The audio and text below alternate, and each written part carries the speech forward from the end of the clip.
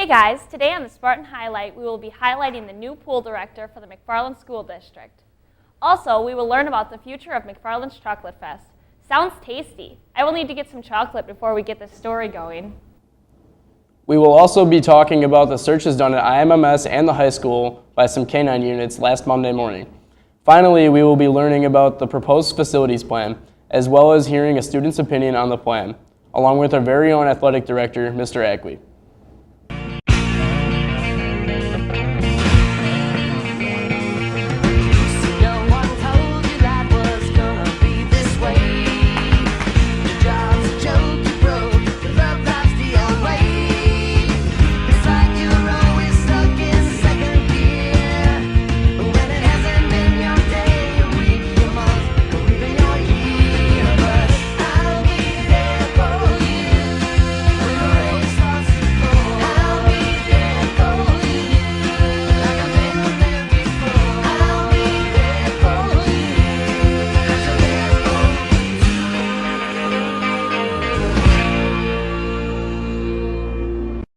Edgewood College and UW Parkside will be visiting today.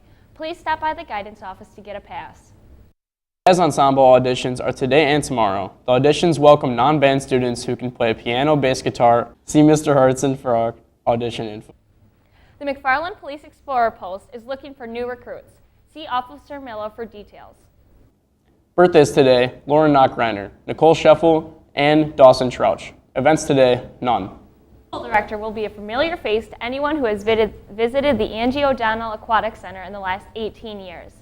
Stu Schaefer was hired as the pool director after being an interim director for almost 4 months. Long-term pool director Katie Heiser took a job outside the district last summer. During Schaefer's time as the assistant director, he's done it all: lifeguarding, teaching swimming lessons, assisting with physical education classes, and leading fitness classes. These are all things he plans on continuing in his new position. One of the reasons I love this job is because of the crew that I'm around, he said. Schaefer feels very fortunate to have the pool managers because they're some of our best teachers and coaches and lifeguards. When they're here, I feel good about our program and the safety of our pool, which is a primary concern of mine. Prior to being hired as assistant pool director, Schaefer served as a long-term substitute for a few semesters for some of the aquatic programs, including physical education classes. Last Monday, using trained canines, McFarland Police, with help from 3 other area departments, made the first of its 2 annual sweeps of Indian Mound Middle School and McFarland High School. At IMMS, canines sniffed students' lockers and no illegal items were located. At McFarland High School, 5 patrol cars descended on the parking lot, blocking the 2 exits. According to McFarland Police Chief Craig Shervin, the parking lot search presented the discovery of illegal drugs and possession of alcohol by a minor in 2 vehicles. He did not specify the substances. McFarland Principal Jeff Finstad said the school district works in cooperation with the police department on the sweeps. Finstad said the canines did not sniff the lockers inside the school. Anything we can do to protect the safety of students is an important measure, Finstad said. It's common practice in other districts I've worked in. The sweeps are not announced in advance to students or staff. Staff cars in the McFarland High School parking lot were sniffed, as well as the students' vehicles.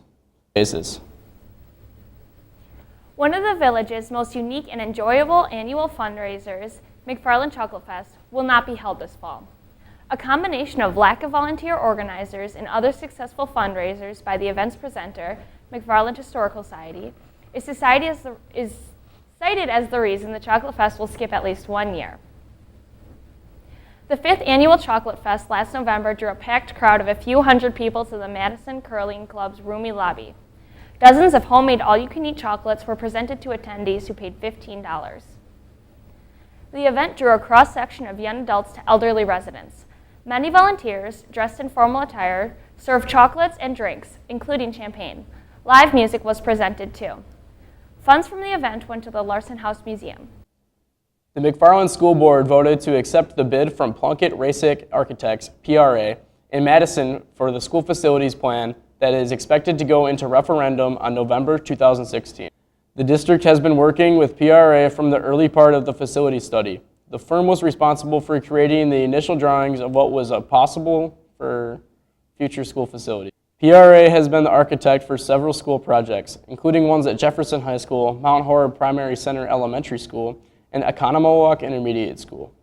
Now over to Ava for a video with Athletic Director Paul Ackley with more information on the topic. Hi, I'm Ava Pepley-Beatty, and I'm here with Coach Ackley to ask him some questions on improvements across the district. So what would you like to see from faculty's improvement of the high school and why? I think right now some of the things that we're really looking to improve upon is an area of the school that probably hasn't really been looked at until the late 70s, early 80s. The auditorium and the pool with the boys' PE locker rooms in that area. Outdoor facilities, we would be looking at just updating some facilities that we currently have or making new facilities. For example, our boys soccer team. We can never play a home game in our stadium because it's what's called a dual purpose facility. It's a football field and a soccer field during the fall. So I'd like to, one way that we could host boys soccer in the fall would be if we had field turf. And so that would be a dual purpose facility, but if it has field turf, obviously the wear and tear isn't going to be what you would see on a grass field. So therefore the boys could host a game in the postseason there. As of right now, we go over to Wanakee to use their facilities. Are there any specific changes you want to see from other schools? As a parent in this community, I would like to see a more updated elementary school in the fact of the primary school that we have. I'm an alumni of this school, so when I was a little guy, I went to that school.